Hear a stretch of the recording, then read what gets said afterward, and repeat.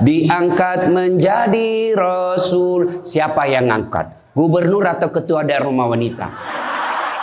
Oleh Allah yang kuasa. Allah itu siapa, Mak? Pencipta alam semesta. Itu lagu ibu-ibu dulu, mengajarkan sejarah Nabi. Sekarang apa lagu-lagunya ibu-ibu? Modern mereka, sarjana, istri pejabat, tapi tidak tahu sejarah Nabi. Apa lagunya ibu-ibu sekarang? Yo, yo ayo, yo ayo, yo ayo. Apa itu ayo ayo? Ayo apa? Ayo apa? Putar ke kiri nona, putarlah ke kanan, beleng-beleng. Apa itu? Apa gunanya itu lagu-lagumu itu? Putar ke kiri, putar ke kanan. Apa? Katanya majelis taklim, tapi lagunya tidak mendidik. Sudah 3 tahun majelis taklim, seragamnya 4. Olahraga depannya lakinya orang. Dia di depan sebajunya sempit. Bapak-bapak di belakang, di depan ibu-ibu 1. Bapak-bapak di belakang 2. Ini kelakuan majelis taklim ini begini. Ketawa ibu-ibu karena ibu begitu toh. Kalau 17-an apa lagu-lagu seperti itu? Mesti dari kecil sejarah Nabi kita ceritakan. Itu dulu ibu saya kepada saya. Sekarang kepada anak saya bikinkan lagu supaya dia tahu anak Nabi.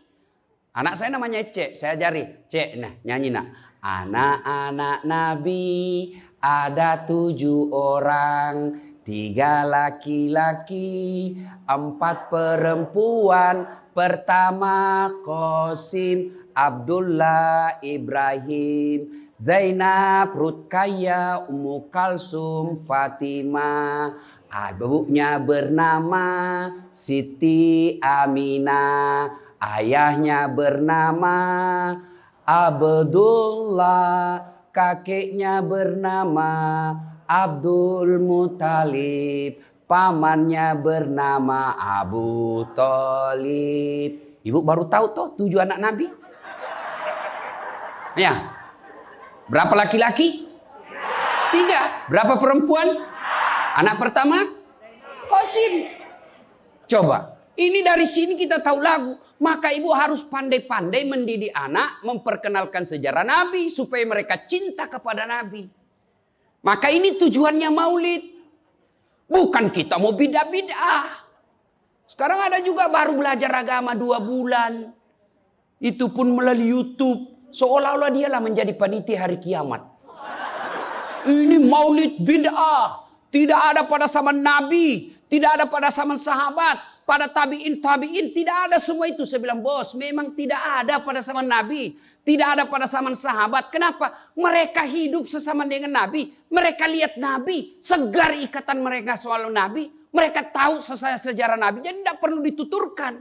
Sekarang kita sudah 1400 tahun yang lalu. Banyak umat Islam. La ilaha illallah. Muhammad Rasulullah. Tapi dia tidak tahu siapa anaknya Nabi. Maka perlu kembali diingatkan. Jadi kalau orang mau maulid, hargai. Jangan malah dibilang sesat. Masuk neraka. Nenekmu punya neraka. Yang paling enak, yang tidak mau maulid silahkan. Tidak usah. Yang maulid silahkan. Yang maulid ini jangan kau tuduh mereka sesat. Ayo kita saling memuliakan, menghargai sesama muslim. Ya, ini 1 maulid. Yang kedua, ibu-ibu, bagaimana kita maulid ini bisa menjadi bawa pulang, diamalkan. Apa yang diamalkan? Ayo kita sejarah kisah-kisah Nabi saja dulu.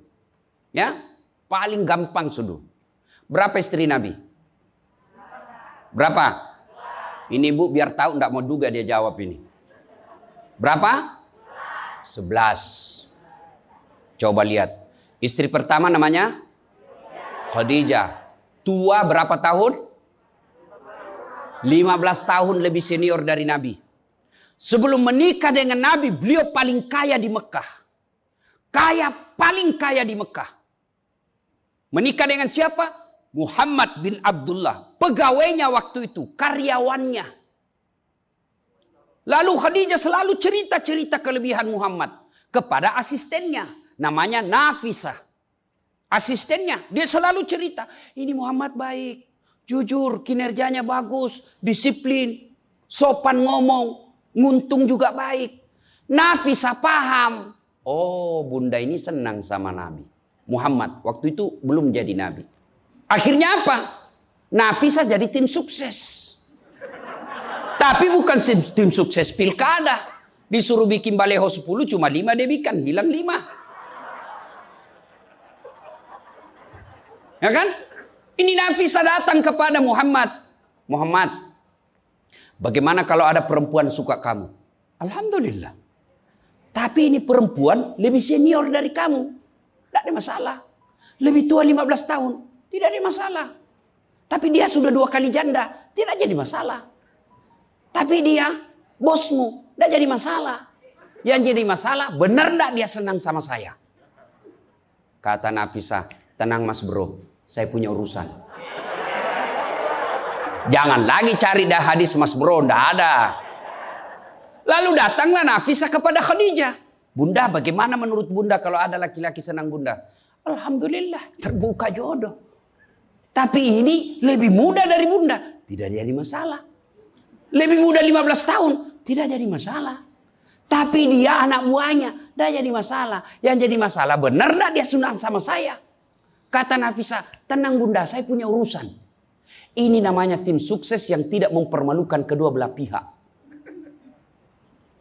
Coba kalau Nafisa mau memanfaatkan situasi.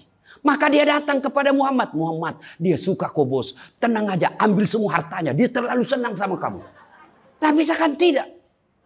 Berarti ibu-ibu jaga perasaan orang. Jaga harga diri orang. Jangan permalukan orang. Meskipun ibu tahu ada aib dalam dirinya. Ini penyakitnya ibu-ibu. Apa? Tukang gosip.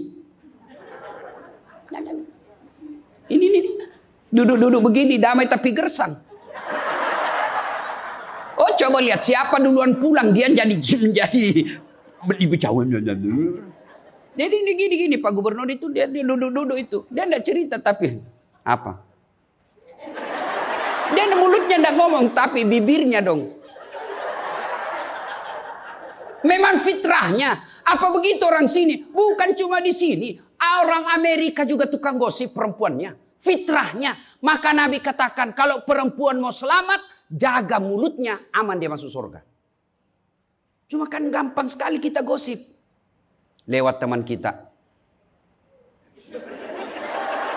Apa? Nggak serasi kudungnya sama roknya. Dia bilang iya.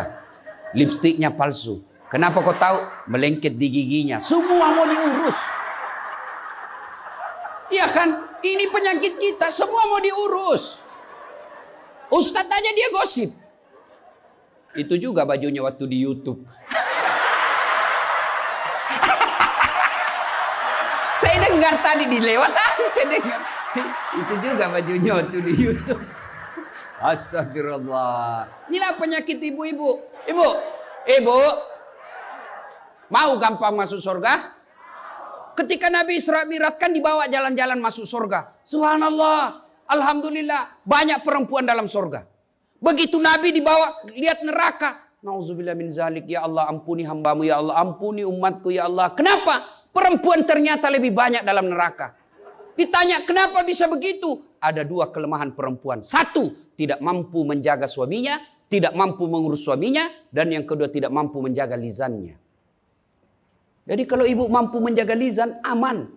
Itulah gunanya masker. Supaya ibu semua mau diurusin. Iya kan penyakit kita. Ya, Bu. Maka bertanyalah ibu-ibu di Makassar. Ustadz yang saya cerita ini kan benar. Memang begitu sifatnya Ustadz. Itulah benarnya namanya ghibah. Tidak boleh kita cerita kejelekan orang. Kalau dia salah yang ibu cerita namanya fitnah. Tidak ada jalan. Ayuhibbu ahadukum kata Allah. Sukakah kamu memakan bangkai sesamamu manusia? Maka berhenti cerita kejelekan orang. Jadi gimana solusinya Ustaz? Ketika datang orang cerita. Bu katanya Nauzubillah min zalik. Kita berlindung kepada Allah dari keburukan itu, Bu. Belum tentu suami kita lebih baik dari dia. Berhenti itu.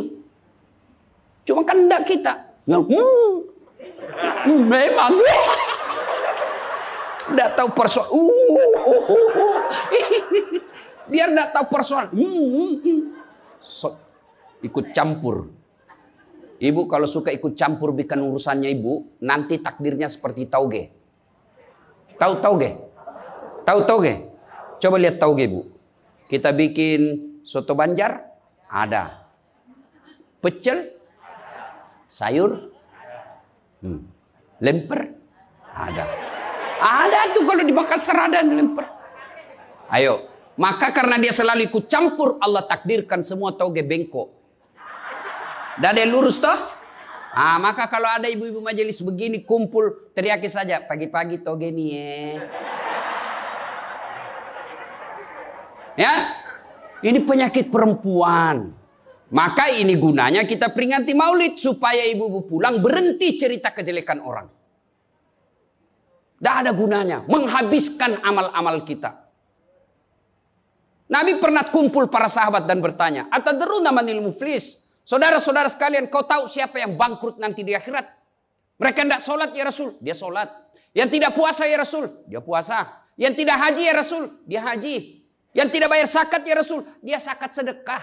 Kalau begitu siapa yang bangkrut ya Rasul? Jarusu wa khati'ur rahim. Tetangga yang jahat sama tetangganya dan yang suka memutuskan tali persaudaraan. Dan salah satu jahat sama tetangga dan memutuskan tali persaudaraan adalah mereka suka menceritakan kejelekan orang. Adakah orang yang senang dicerita kejelekannya? Ada? Ada? Ada ibu? Lalu untuk apa kita cerita orang? Rajin betul istrinya majelis taklim. Baik betul itu istrinya. Tapi kasihan suaminya selingkuh kiri kanan. Lalu apa untungnya ibu cerita? Bu? Hei. Hei. Satu. Pulang pengajian. Tinggalkan gosip. 2. Rasulullah setelah menikah dengan Khadijah usia 40 tahun. Nabi dilantik menjadi Rasul. Pulanglah beliau 3 hari 3 malam di atas Gua Hira.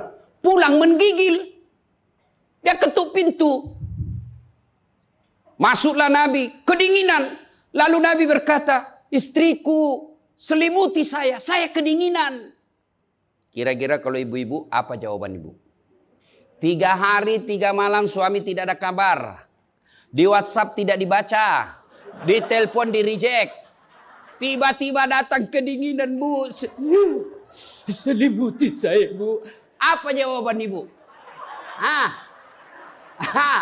Apa ibu selimuti? Enggak, diinterogasinya suaminya. Mana HP-mu? Dari mana kau ini kedinginan?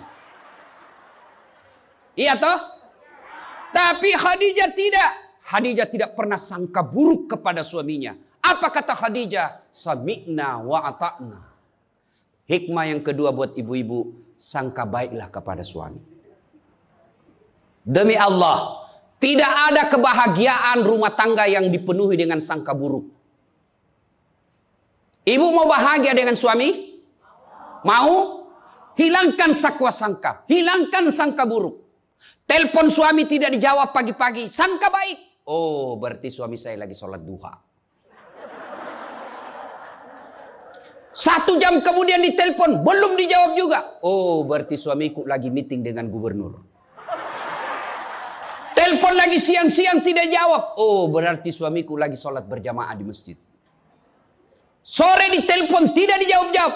Oh, berarti suamiku dia lupa handphonenya. Tiba-tiba sore masuk WhatsApp teman kita. Saya lihat suamimu bonceng cewek. Cantik betul. Oh, berarti suami saya lagi nge-grab. Tenang perasaan. Ibu-ibu, demi Allah. Tidak ada kebahagiaan orang yang selalu sangka buruk. Suami enak-enak kerja. Hanya tidak dijawab telepon. Ibu tidak bisa tenang di rumah. Sangka baik. Orang yang sangka baik, rumah tangganya pasti tidak bisa bahagia. Saya kasih contoh. Kasih contoh ibu. Suami istri 7 tahun tidak punya anak.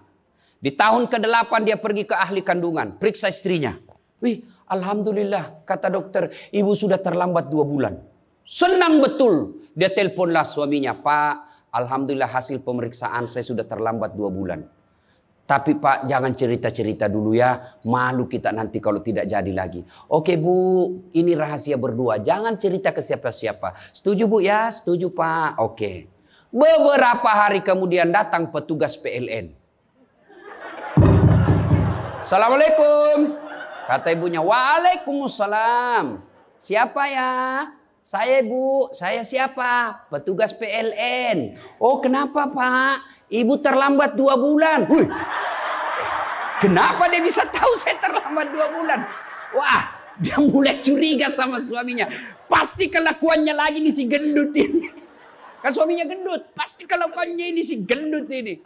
Pulang suaminya capek. Di jalan macet, kehujanan, baru buka pintu. Memang kau pembohong gendut. Apalagi ini pembohong. Orang capek, pembohong gendut.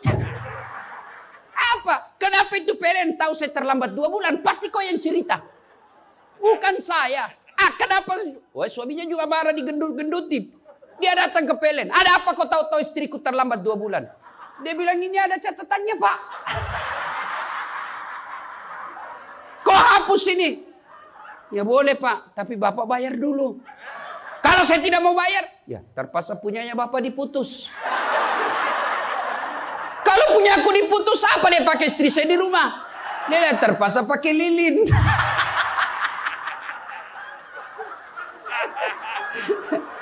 Inilah bahayanya sangka buruk. Bu.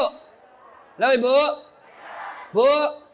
Salatullah salamullah ala toha rasulillah.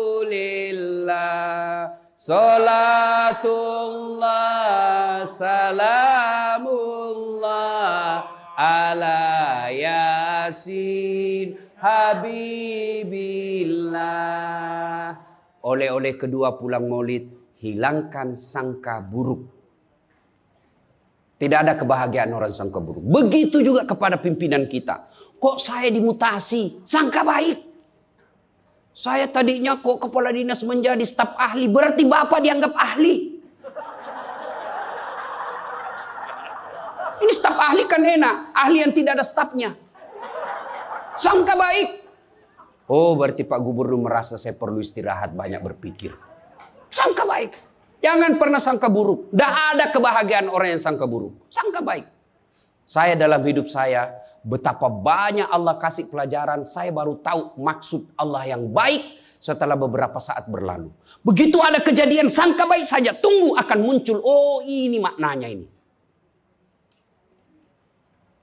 Tamat SMA kan saya daftar polisi Bu. Tentara. Akabri. Begitu tes fisik, tidak lulus. Kenapa? Ceper. Tidak cukup tinggiku Bu. Saya protes kepada Allah. Ya Allah, kenapa kau lahirkan saya dalam keadaan pendek? Kau tidak jadi rugi jadi Tuhan kalau saya jadi tentara. Teman saya lulus waktu itu Bu. Dia sekarang polisi 2 bunga, reserse, baret merah. Saya lulus pakai baret putih. Alhamdulillah jadi ustadz. Alhamdulillah karena baret putih saya pakai, mulai baret hiram sampai baret merah, saya ceramai semua. Yang terbaik. Gubernur sebelumnya, kepala dinas, tiba-tiba kita tidak ada jabatan, sangka baik. Itulah hidup. Jangan pernah sangka buruk. Begitu juga kepada suami, sangka baik. Tidak ada ketentraman bagi rumah tangga yang selalu disertai sangka buruk. Dan ibu enaknya jadi istri karena ibu tidak tanggung dosanya suami. Saya bilang sama istri saya, mama nyecek. Kan ibu-ibu sekarang suka sekali periksa handphone. Untuk apa periksa handphonenya suami Bu? Coba jelaskan saya, untuk apa? Ayo yang suka periksa handphonenya suami ini. Untuk apa Ibu? Setelah tahu ibu mau apa? Ternyata besok-besok ada masalah yang tidak menyenangkan hatimu, apa yang kamu lakukan? Mau diceraikan, saya ceraikan kamu. Daripada kau menderita mendampingi saya, sudah, kita selesaikan baik-baik. Dan kau tidak mungkin Kuceraikan kau pagi, sore saya sudah dapat. Nah sekarang apa maumu? Sakit hati aja. Ayah. Dan hebatnya perempuan Islam, kalian tidak menanggung dosanya suami. Kalian tidak akan menanggung dosa suami. Ya, beda kalau laki-laki. Kalau laki-laki, dosa istri kita tanggung. Kalau suami menanggung dosa istri. Istri tidak pakai jilbab, istri tidak sholat, istri tidak puasa, istri tukang gosip, istri suka keluyuran. Suaminya ditanggung dosanya nanti. Ku ampusakum wa ahlikum nara. Beda istri. Suami pezina, suami koruptor, suami narkoba, suami penjudi, suami tukang tipu. Ibu tidak tanggung dosanya suami. Itulah enaknya jadi perempuan Islam. Bahkan kalau dia sholat, dia puasa Ramadan, dia jaga harga dirinya, dia patuhi suaminya, kata Nabi, tadahulul jannati bisalam. Silahkan ibu mau masuk pintu surga mana saja. Makanya sangka baik saja, tidak usah sangka buruk. Ada ibu-ibu curhat sama saya tengah malam, Ustaz. Mohon solusinya Ustaz. Saya sudah tidak tahan. Kenapa ibu? Dia bilang saya sudah tidak tahan. Saya minta solusinya Ustaz. Saya sudah tidak tahan. Memang kenapa? Saya ini sudah 21 tahun menikah Ustaz. Tidak tahan. Saya bilang dalam hati. 21 tahun tidak tahan. Inilah kadang-kala ibu-ibu kalau ngomong tidak masuk di akal. Ya memang Allah fitrahkan itu manusia. Laki-laki itu lebih banyak akalnya. Perempuan lebih banyak perasaannya. Maka kalau perempuan ngomel, dengar saja Pak. Tidak usah dijelaskan apa dia mau. Dengar aja. Karena memang dia cuma mau didengar. Dengar aja. Oh, ya, dengar aja, dengar. Tapi tidak tahan saya Ustadz. Ya tidur. Rumus menghadapi perempuan itu, ilmu paling efektif, sabar. Tidak ada sudah kalah itu ilmu sabar. Diam. Tidak usah dijelaskan. Biar dijelaskan tidak masuk di akalnya. Apalagi kalau dia sudah bilang pokoknya sudah Pak, lebih diam aja. Pokok sudahlah. Dijelaskan satu muncul pertanyaan dua. Dijelaskan tuntas yang dua muncul lagi pertanyaan tiga. Sudah tuntas semuanya dia ungkap lagi yang 5 tahun yang lalu. Itulah perempuan. Iya Ibu toh? Maka dengarkan saja. Dan ada saatnya nanti dia bilang. Baru dia sadar itu. Iya sebenarnya itu saya emosi aja itu hari Pak. Begitulah perempuan. Dihadapinya jangan emosi. Saya sudah tidak tahan Ustadz. Kenapa? Sudah 21 tahun. Udah cocok saya Ustadz. Saya bilang Ibu tahu enggak baut? Tahu Ustadz. Apa pasangannya baut Ibu? Mur. Sama enggak? Sama modelnya? Sama bentuknya? Beda. Justru perbedaannya yang membuat dia kokoh. Berarti rumah tangga tidak akan pernah kokoh kalau mau menyamakan. Yang kokoh adalah ketika dia mau saling menerima kekurangan dan kelebihan. Itu pasti kokoh. Mana mau cocok jenis kelamin aja kita tidak sama. Iya. Pendidikan aja kita pasti beda. Latar belakang budaya kita pasti beda. Maka yang membedakan itulah kalau kita kelola dengan baik dalam rumah tangga, dengan faktor utamanya sangka baik, insya Allah bahagia rumah tangga. Ya, sangka baik. Tuh Khadijah tidak pernah sangka buruk sama suaminya. Khadijah ketika beliau sakaratil maut, usia 65, beliau sakit. Dan baju yang beliau pakai sudah 8 kali tambal. Tahu tambal Ibu? Itu tambal ke-8-nya 1 sampai 7 Nabi masih menambalnya pakai apa? Masih pakai kain. Di tambalan ke-8 beliau pakai pelepah daun kurma. Kenapa? Habis kainnya Nabi. Padahal sebelum nikah beliau orang kaya. Lalu beliau panggillah anaknya, Fatimah ta'al. Fatimah ke sini dulu nak. Kenapa Bunda? Tolong kau mintakan serbannya bapakmu. Ada serban yang selalu dia pakai bapakmu itu terima wahyu. Tolong sampaikan ke beliau. Saya minta untuk saya jadikan kain kafan. Mudah-mudahan serban itu Allah hindarkan saya dari azab kubur. Mendengar ini Fatimah berkata, Bunda aja yang minta sama bapak. Dengar jawaban Khadijah. Saya malu minta sama bapakmu, nak.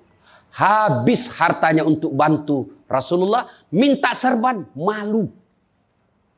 Kira-kira masih ada istri sini malu minta sama suaminya? Pak Gubernur, masih ada kira-kira malu minta sama suami? Bukan diminta, dicuri. Ayo, itulah Khadijah. Maka jangan heran Khadijah meskipun sudah wafat, beliau tidur bersama Aisyah.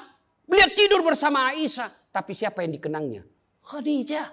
Rasulullah hanya berkata, seolah-olah saya mendengar trompa kakinya Khadijah. Seolah ada Khadijah dalam rumah kita. Aisyah cemburu. Ya Rasulullah, ada apa sih kelebihan Khadijah? Khadijah sudah wafat. Kau nikahi 2 kali janda. Lebih tua dari kamu. Kenapa Khadijah terus? Dengar jawaban Nabi. Kau tidak pernah mampu mengimbangkan, menyandingkan atau menyamakan dirimu dengan Khadijah. Ketika tidak ada orang percaya kepadaku, Khadijah orang pertama yang percaya ke Rasulanku. Ketika orang memboikot saya tidak boleh bertransaksi ekonomi kepada Muhammad, hartanya habis untuk membantu perjuangan dakwah. Maka jangan heran Rasulullah sangat mencintai Khadijah. Jadi kalau ibu mau dicintai suami lahir batin, jadilah seperti Khadijah. Bukan karena cantiknya, bukan karena kayanya, tapi kebersihan hatinya Khadijah. Kita itu laki-laki kan tergantung perempuannya. Kalau perempuannya baik, akhlaknya baik, tidak mungkin tergoda suami. Ibu mau? Suami tidak macam-macam mikirnya. 3 aja resepnya. Pegang ini, kau kuasai suamimu. 1, buat matanya senang.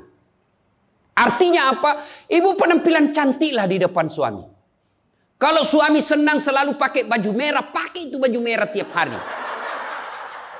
Kalau suami senang warna-warna emas, pakailah itu tiap hari. Ya. Tapi saya tidak senang warna begini, Ustaz. Bukan untuk ibu, tapi untuk menyenangkan suami. Dandannya seorang istri, menyenangkan hati suami. Itu ibadah buat seorang wanita. Yang kedua, buat perutnya senang. Bagaimana caranya? Bikinlah masakan kesenangan suami. Kalau tidak bisa tiap minggu, sekali sebulan.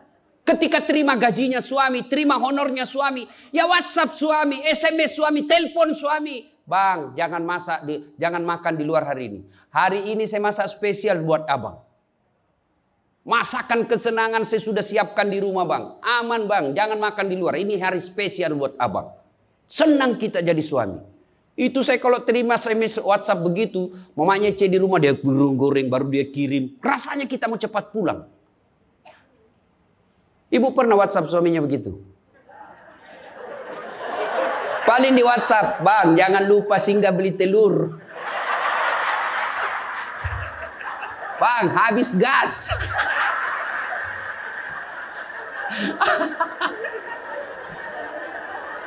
Kok tahu Ustaz? Ya saya rasakan juga.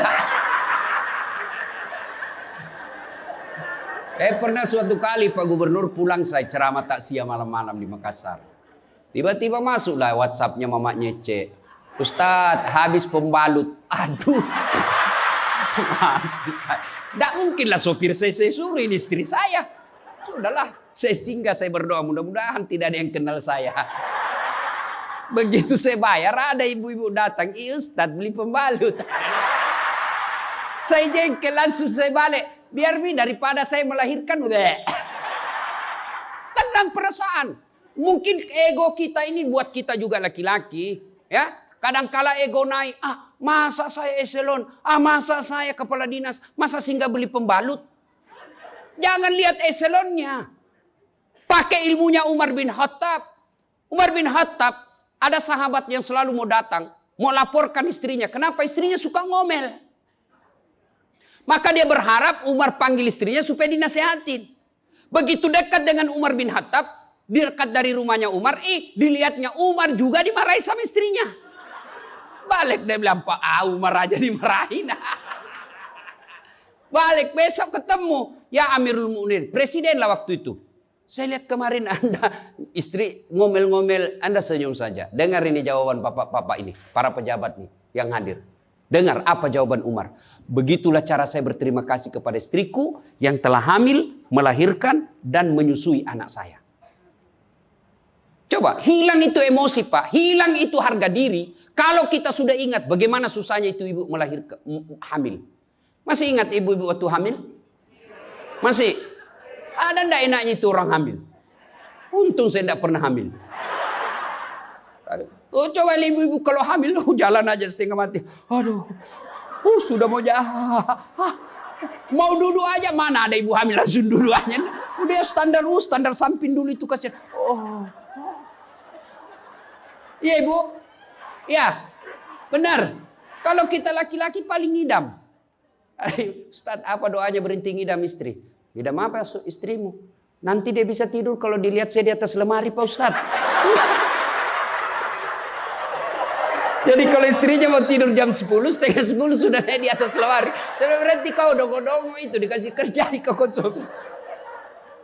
Yang kedua kata Umar, begitulah cara saya berterima kasih kepada istriku yang telah melahirkan anak saya.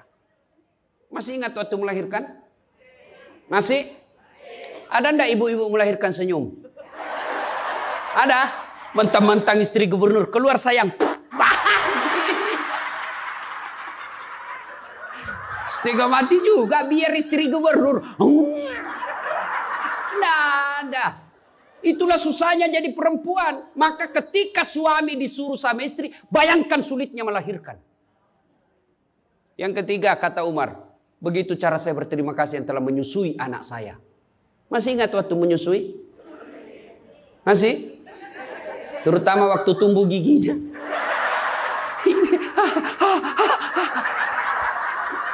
Masih ingat tak?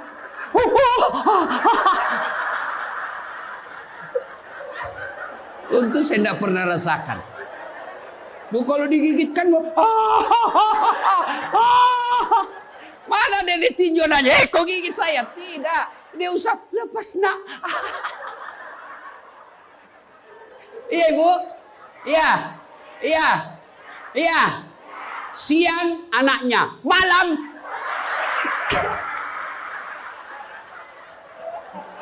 Salatullah, salamullah, ala toha Rasulillah. Salatullah, salamullah, ala yasin. Berikutnya, kalau kita cinta kepada Rasul, jadilah istri seperti istri Rasulullah. Nah, tentu bertanya kita, itu bapak-bapak mau punya istri seperti istri Rasul? Pak Gubernur pasti mau. Kita punya mau istri seperti Khadijah. Tapi pertanyaannya, sudahkah kita seperti Rasulullah? Tenang ibu-ibu, saya bela ibu-ibu hari ini. Tenang. Nah, kita mau seperti Khadijah, tapi kelakuan kita seperti Abu Jahal. Pembohong kiri kanan. Suami istri minta duit tidak pernah ada. Benar tidak ada, habis biar baunya tidak ada lagi. Giliran selingkuhannya minta, gampang deh, tunggu aja 5 menit. Ya, Rasulullah coba begitu memuliakan istri, beliau tidak pernah kusam rambutnya di depan istrinya. Coba itu, buka itu Barasanji sejarahnya. Rasulullah beliau yang bersihkan tempat tidurnya. Beliau yang tambal bajunya ketika robek. Beliau sediakan sarapan. Itu Rasul, manusia pilihan. Namanya selalu digandengkan dengan namanya Allah. Tidak malu, bahkan rela ikhlas membantu pekerjaan rumah tangga istrinya. Untuk meringankan kerjaan istri. Kita baru Satpol PP. Satpol PP. Apa Satpol PP? Polisi setengah. Baru pegawai honor, macam-macam ceritanya. Tidak ada kehinaan bagi laki-laki yang memuliakan istrinya. Tidak ada kehinaan suami yang membantu pekerjaan istrinya. Rasulullah mencontohkan itu. Beliau kalau keluar rumah sudah ada sisir. Masuk ke kamar rapi baru keluar. Kita sudah habis pisang gorengnya 4 masih berantakan rambut. Begitu istrinya katakan, bang, baik-baik itu rambutmu apa? Kenapa kau urus rambutku? Rambutmu kau urus. Itulah Rasulullah. Rasulullah subhanallah, dari 11 istri beliau tidak ada satupun yang dia panggil namanya. Beliau tidak pernah memanggil Khadijah. Beliau tidak pernah memanggil Aisyah. Aisyah beliau panggil apa? Ya Khumairah. Yang kemerah-merahan pipinya. Karena memang Siti Aisyah merah delima pipinya. Maka bapak-bapak Pak Kak di sini, Pak Karo, panggillah istri kita dengan panggilan kasih sayang. Wahai istriku yang termancung hidungnya di lorong 3. Dengan tidak mancung hidungnya Ustaz. Ya giginya lah kau lihat. Justru giginya mancung Ustaz. Jangan terlalu jujur. Mentang-mentang istri kita hitam panggil Tam. Hitam. Apa kata istri kita? Apa PC? Masa suami istri. Katanya Islam itu agama yang paling paripurna. Kok kita saling PC hitam? Ya. Rasulullah, beliau kalau minum bersama istri beliau, kalau beliau minum gini. Bismillahirrahmanirrahim. Hebatnya Rasul, kalau beliau minum, 1 teguk dikasih lagi istrinya. Minum lagi. Kasih lagi istrinya. Hebatnya, bekas bibirnya Aisyah, itu yang diminum oleh Rasulullah. Bekas bibirnya Aisyah. Masya Allah. Coba kalau kita Pak Kadis. Istri, bekas bibir istri. Bau betul mulutmu.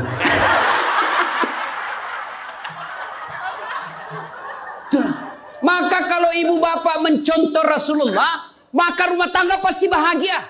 Dia bukan cuma surga akhirat menunggunya. Di dunia dia sudah dapatkan surga. Nggak usah ikut parenting. Quality time. Apa itu? Belajar saja sama diri Rasulullah. Kita ini sudah miskin di dunia. Rumah tangga kita kadang-kadang ngontrak-ngontrak. Tidak tahu lagi kewajiban istri kepada suami. Suami tidak tahu kewajiban kepada istri. Maka di dunia dia susah sanggara. Di akhirat apalagi nanti. Maka kalau kita tidak bisa dapatkan kekayaan sorga di dunia. Dengan harta. Maka dapatkan kebahagiaan itu dengan memperbaiki hati dalam rumah tangga. Suami tahu kewajiban kepada istri. Istri pun melaksanakan tugasnya kepada suaminya. Itu Rasulullah. Rasulullah subhanallah. Manusia mulia tidak pernah menghina istrinya. Maka jadilah suami seperti Rasulullah Muhammad SAW. Ibu bapak saudara-saudara sekalian. Suatu kali Umar bin Khattab menangis. Tiba-tiba ketawa lagi. Menangis lagi. Datanglah sahabat bertanya. Wahai Umar, kok sudah gila apa? Umar waktu itu sudah jadi presiden. Beliau katakan, bagaimana saya tidak ketawa? Saya mengingat waktu sebelum datang Muhammad SAW, saya pernah memakan Tuhanku. Dia bikin berhala dari roti, lalu dia makan itu Tuhannya. Dia bilang, bayangkan hebatku dulu sebelum ada Muhammad, Tuhan pun saya makan. Kan dia ketawa. Lalu kenapa engkau menangis ya Amirul Mukminin?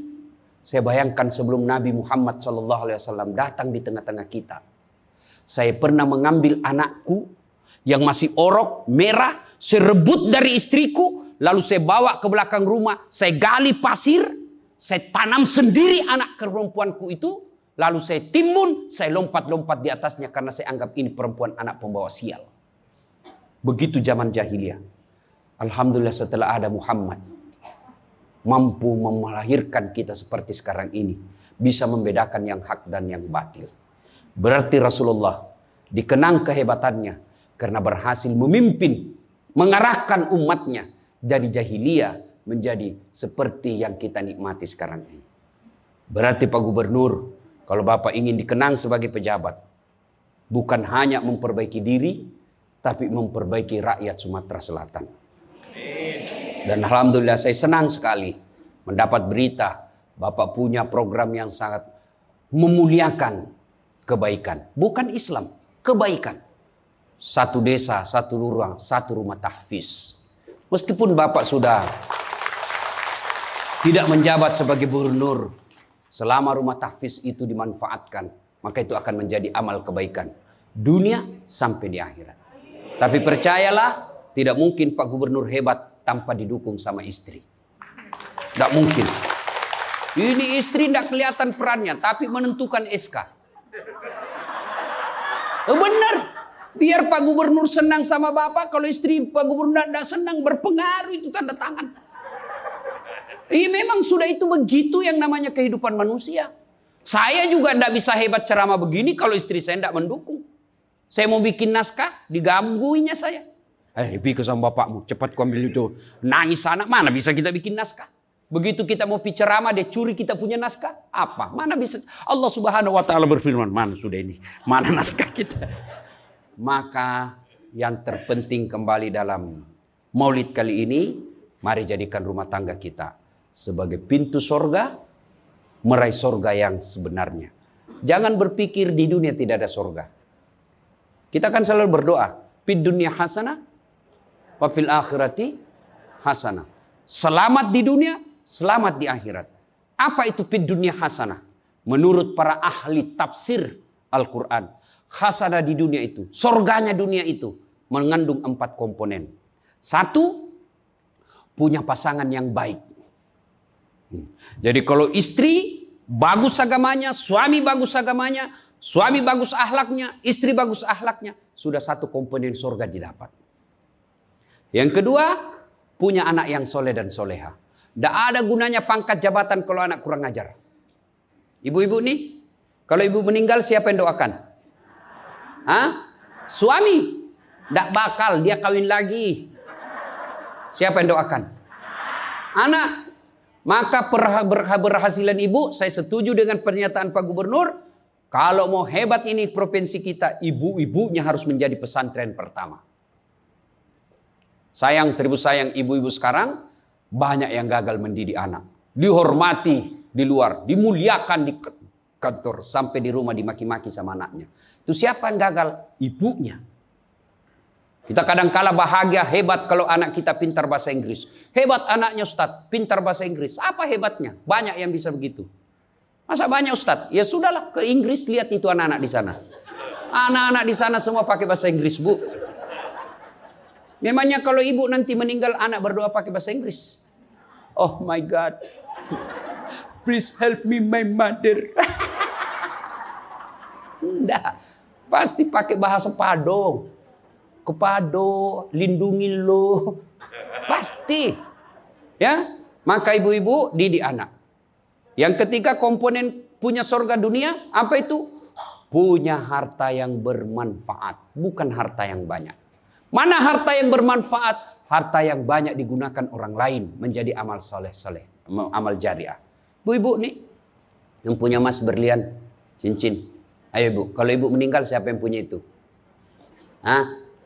Siapa? Anak, istri kedua. Bukan anak, istri kedua yang pakai. Maka sedekahlah sebelum tiba saatnya. Dan yang keempat, surganya dunia, punya teman yang baik. Bukan teman kepentingan politik dan kekuasaan. Teman yang baik itu meskipun kita sudah pensiun masih baik sama kita. Meskipun kita sudah miskin masih baik sama kita. Itulah teman yang baik. Dan nerakanya dunia ketika kita punya jabatan. Banyak teman kita. Pas kita hilang jabatan semua menjauh dari kita. Itu nerakanya dunia. Nah ibu bapak saudara-saudara sekalian. Mari mewujudkan ini melalui maulid. Maulid ini tidak ada guna kalau kita pulang tidak diamalkan.